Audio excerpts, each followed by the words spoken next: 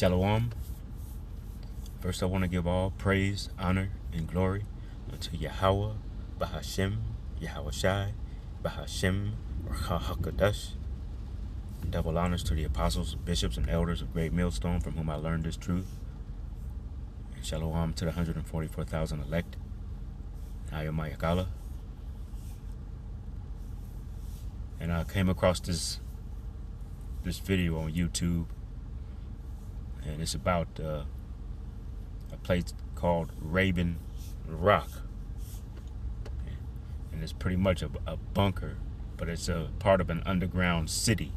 This is a place for the elite of America, so to speak.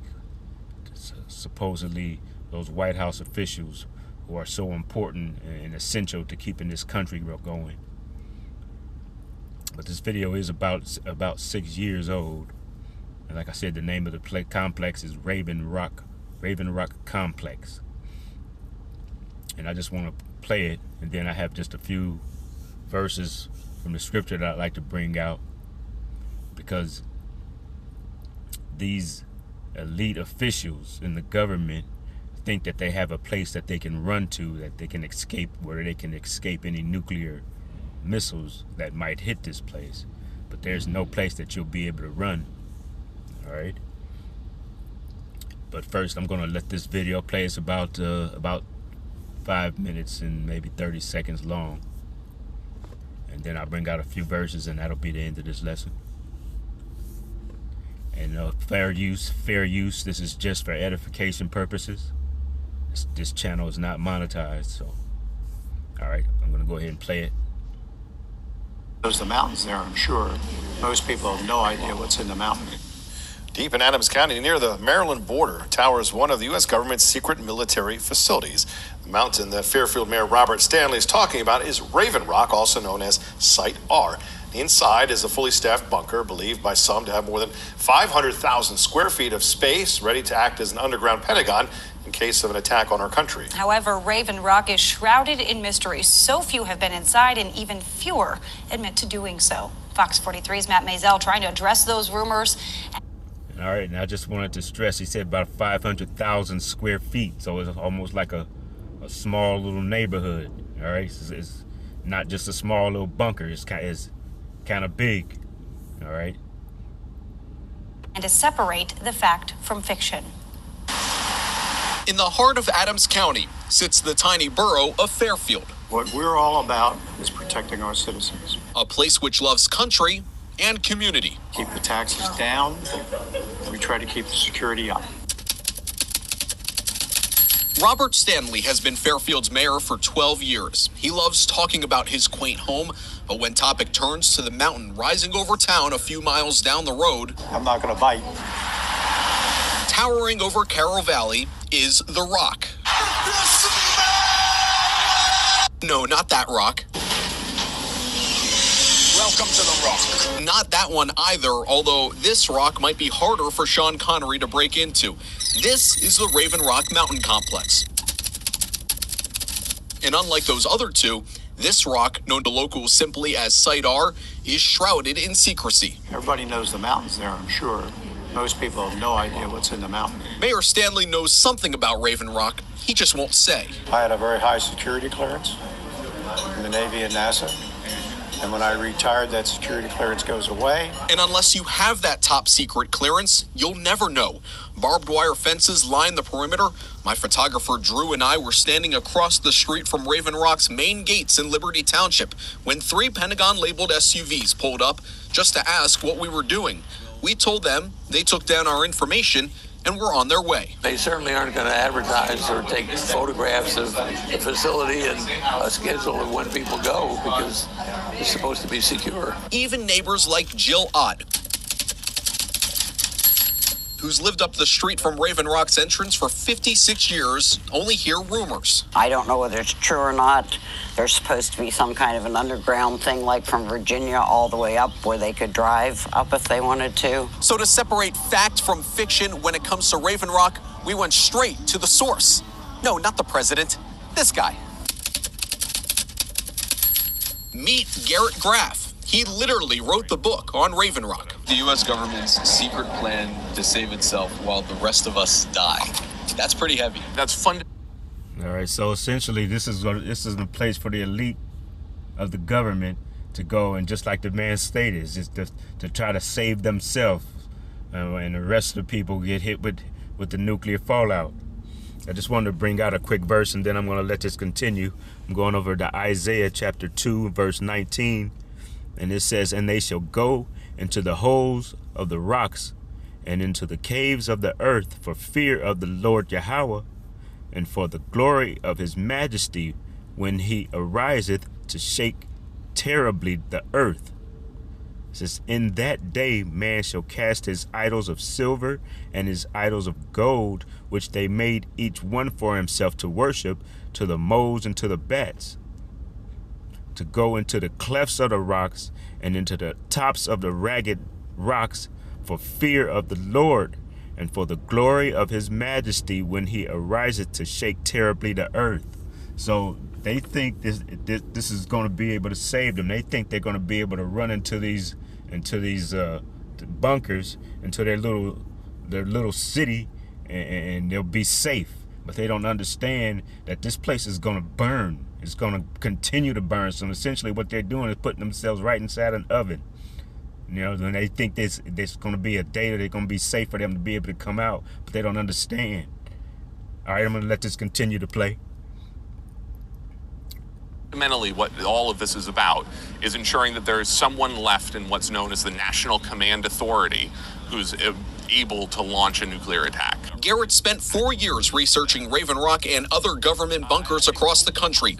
A former writer at Politico and Washingtonian magazine, Garrett's done his homework. These are not sort of backyard fallout shelters.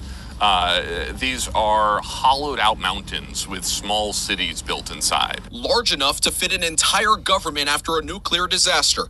According to a 1999 Freedom of Information Act report, Raven Rock is home to multiple defense operations, Navy, Air Force, intelligence. Standing 6 miles from the Camp David presidential retreat, Raven Rock has 2 reservoirs inside, one for personal use and one industrial. And thanks to $2 million funded annually in the federal budget, it's staffed 24/7 with a dining center, fitness center, snack bar, and fire department, among other daily needs. Graf says the government's interest in Raven Rock peaked after the September 11th attacks.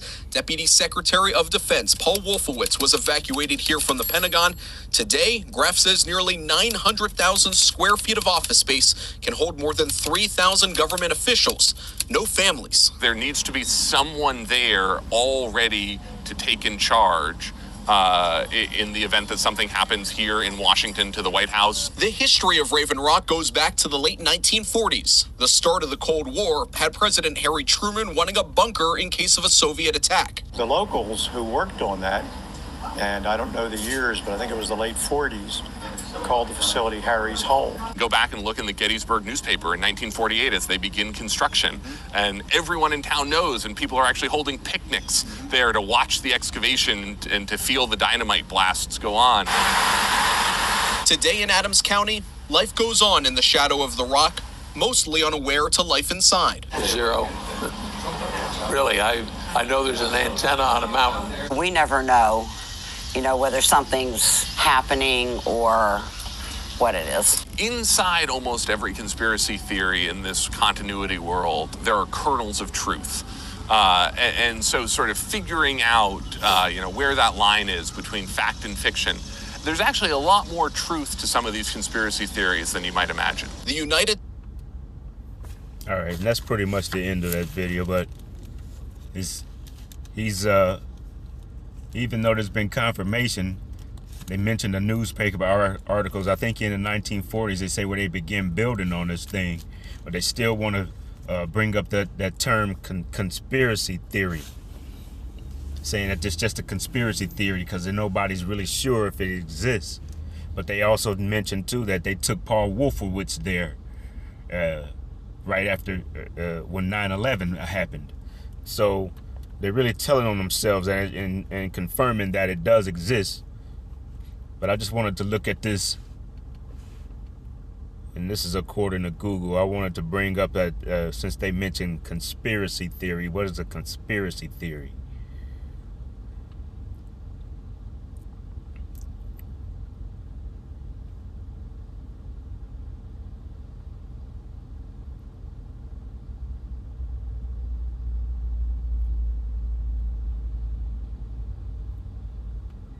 And this is according to Google. Actually, it's according to Wikipedia. It says a conspiracy theory is an explanation for an event or situation that asserts the existence of a conspiracy when other explanations are more probable. So even though this is a term that was made up by the C, well, I'm not going to say all the letters. Start with a C and ends with an A. I know that you can figure out what it is. It's one of the 3-letter alphabet governments, agencies. They actually made this term up in the 1960s, and in an effort to try to throw you off of what they did to JFK. But anyway, so that they think that they'll be able to go into this bunker. And they try to, even though they try to throw you off by saying it's just a conspiracy theory, it's obvious that this thing does exist. Like I said, they admitted themselves that they took Wolfowitz down there at 9/11. But they're not going to be able to escape the day of the Lord, because just like they feared the Soviets back in the 40s, which is their reason for building this bunker in the first place, that's the same fear that they're having right now. They're fearing Russia. They're fearing Russia's going to send a ICBM missile over here to destroy them. And eventually that is what's going to take place.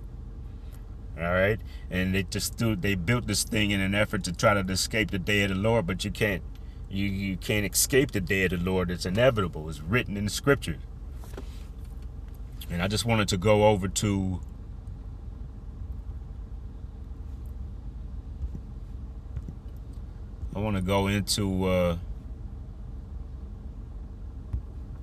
into the scripture. I want to take a look at exactly what the day of the Lord is. You know, I read this before. I just want to read it again. And we're going over to Zephaniah chapter 1.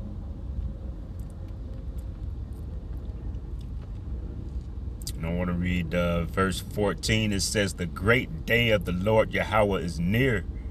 It is near and hasteth greatly, even the voice of the day of the Lord Yahweh. The mighty man shall cry there bitterly." It says that day is a day of wrath, a day of trouble and distress, a day of wasteness and desolation, a day of darkness and gloominess, a day of clouds and thick darkness. So that's the day that ICBM missile is going to set this place ablaze, and the Lord Yahweh is going to come with his army and continue and finish it off. All right, because they're going to have beams coming from their chariots that's going to set this place ablaze. And the thing that they think that they're going to be able to escape from this by going into their bunker, but they don't understand that that day, this place is going to be destroyed, and it's going to burn, and it's going to burn until it puts itself out. All right, so that's going to be a long time for it burning, and you're not going to be able to survive in no bunker. All right, now even there's going to be other elites around the world who's going to escape into their bunkers, but they're not going to stay in their bunkers long either, because like I said, Yahweh Bahashem Yahweh Shai will be coming with his army, led by Michael the archangel, and they're gonna bring them out. They're gonna search them out and pull them out of these bunkers, and they're gonna go into slavery. They're gonna go into servitude in the kingdom that's to come. All right, and I have just a few more verses that I wanted to bring out, because I'm not gonna make this long. Just have a few verses here. I wanted to go over to Isaiah chapter 34.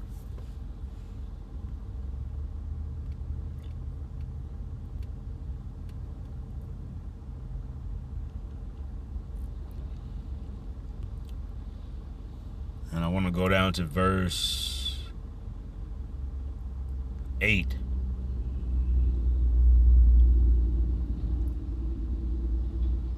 And it says,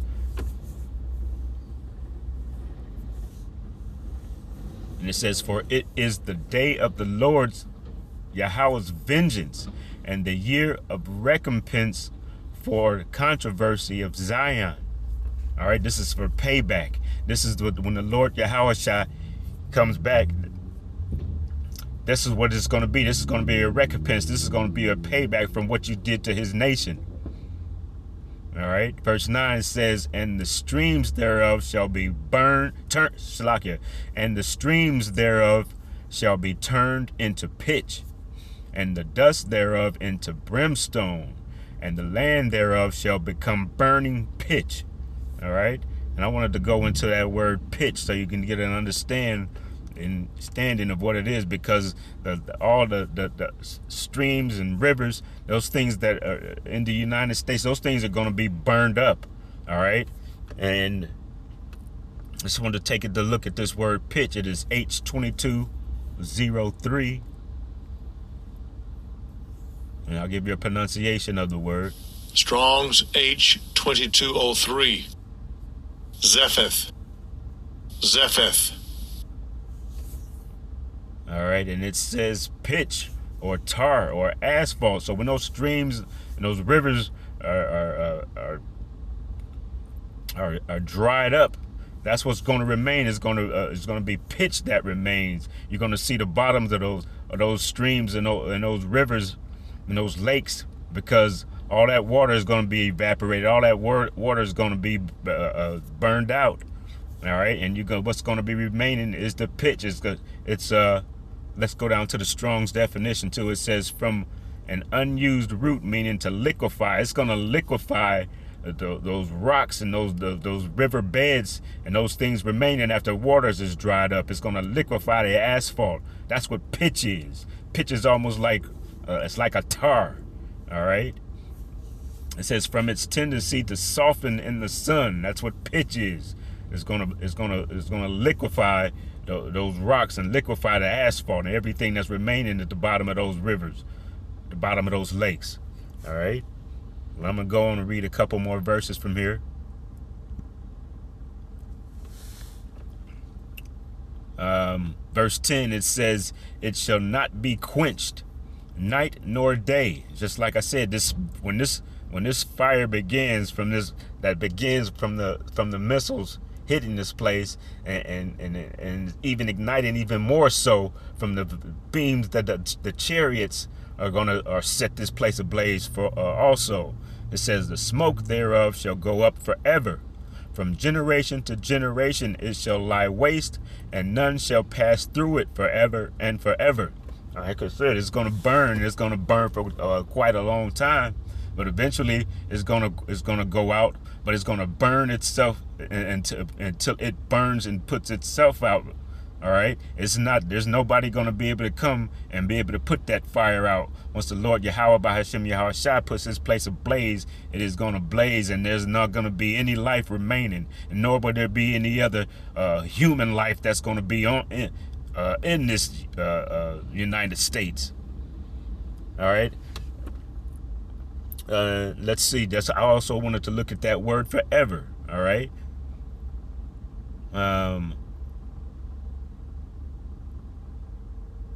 Let's see. Actually, it's two words here, but it is H5769, and it says, I'll give you a pronunciation. Strong's H5769. Olam.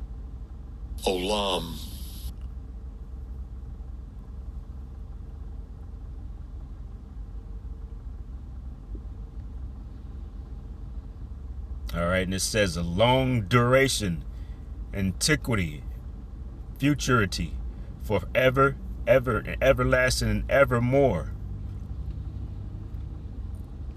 Let's see, we can get a look at the root of the word also.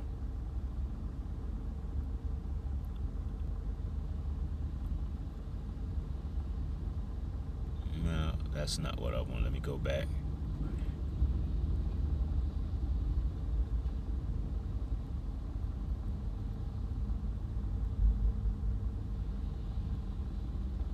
All right, and it says perpetual, old, or ancient. It says ancient time or a long time. And it says forever, always. All right, and like I said, it's gonna burn until it puts itself out. All right.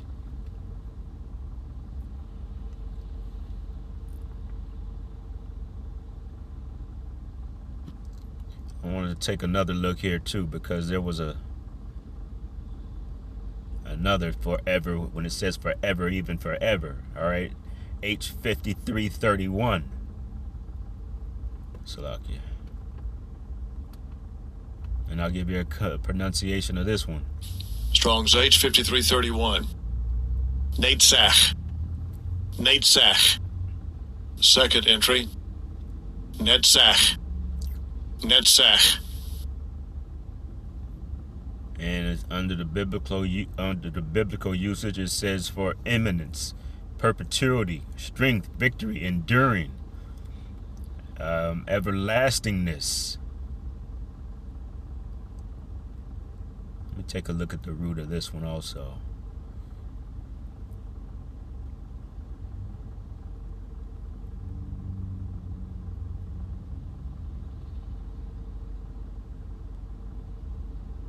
And it says to excel, to be bright, be preeminent, be perpetual, be overseer, be enduring. All right, and that's what it's gonna. And for the amount of time that it's gonna burn, it's gonna seem like it's forever. But like I said, it's gonna eventually burn itself out. You know, and who knows how long that'll take. But it will burn, and it will eventually come to an end. It will have to burn until it puts itself out.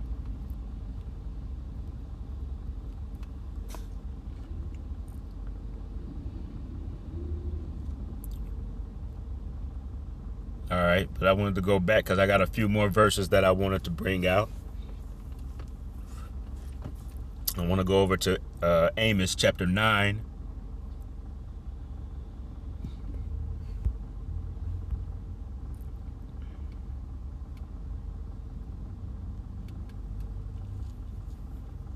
And I wanted to read verse 2. It says, though they dig into hell, thence shall mine hand take them. Though they climb up to heaven, thence will I bring them down. So even though the Lord's saying here that even though if they try to dig, and when he's saying hell is not referring to hell in the way that you've been taught that hell exists. He's talking about the grave. That's what hell is, the grave. And what happens once you die, once you leave this earth, they dig up the earth and they put you into a hole. They put you into a grave, and that's what they're doing with these bunkers in an effort to try to escape the day of the Lord. They're digging themselves into the side of these mountains and digging it and making up these bunkers. And once they get these bunkers going, that's what they're going to do. They're going to try to hide themselves in these bunkers. And some of them are either going to try to get off of this planet by escaping and going into their space stations, what they have built. But even when they go up to those space stations, they're going to be brought down from them space stations because the Lord's going to bring them down from it. And it says it right here. It says, though they dig into hell, then shall my hand take them. Though they climb up to heaven, thence will I bring them down. I want to take a look at this word hell.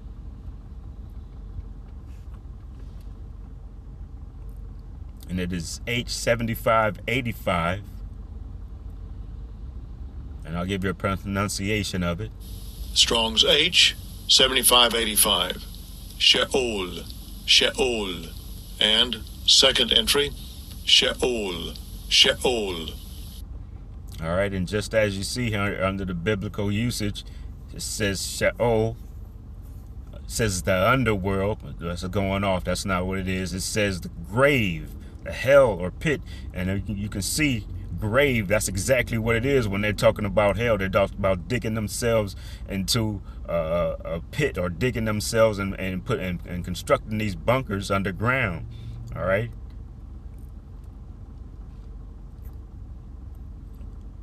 All right, let me go back because there's another word that I wanted to take a look at here. I wanted to take a look at that word heaven, because, like I said, some of them are going to make an effort to try to leave off of this planet and escape to the space station that they have built. But that even the Lord Yahweh Bahashem Yahweh Shai is going to bring that down also. And it is H8064. And I'll give you a pronunciation of it. Strong's H8064. Shamayim. Shamayim. All right, and that's the proper pronunciation. It's the Shamayim. All right. And it says the heavens, the sky, even the visible heavens, the sky. All right. It says as abode of the stars, as the visible universe, the sky. So even though they got they so-called have these space stations built up on in various places in the heaven, they're gonna the Lord's gonna bring them down. All right. So as soon as they try to take off and go to those spaces where they think they're gonna escape, they don't know that the Lord's gonna bring those down, even those down. The satellites, all the things that they have built up there in heaven, in the sky, is gonna be brought down. All right. And I just have one more verse that I wanted to bring out. Actually, a couple more verses. But I want to go over to Psalms.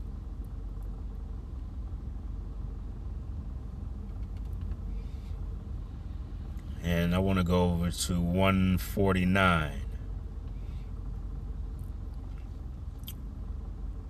You know what? Since this is not very long, I want to read all of it.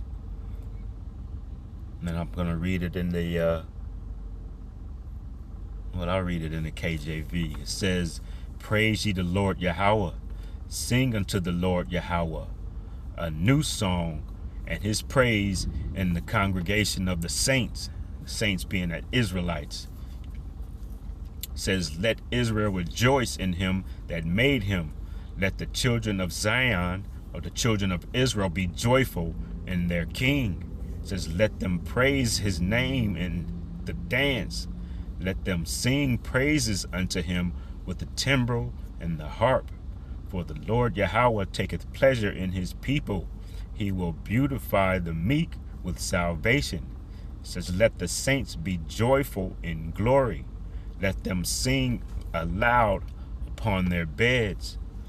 Let the high praises of the Most High be in their mouth, and a two-edged sword in their hand, to execute vengeance upon the heathen and punishments upon the people, to bind their kings with chains and their nobles with fetters of iron, to execute upon them the judgment written.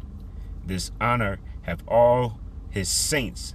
Praise ye the Lord Yahweh, Bahashem Yahweh Shai. And I want to back up.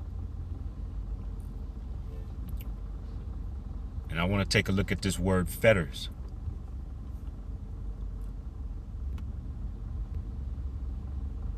It is H3525.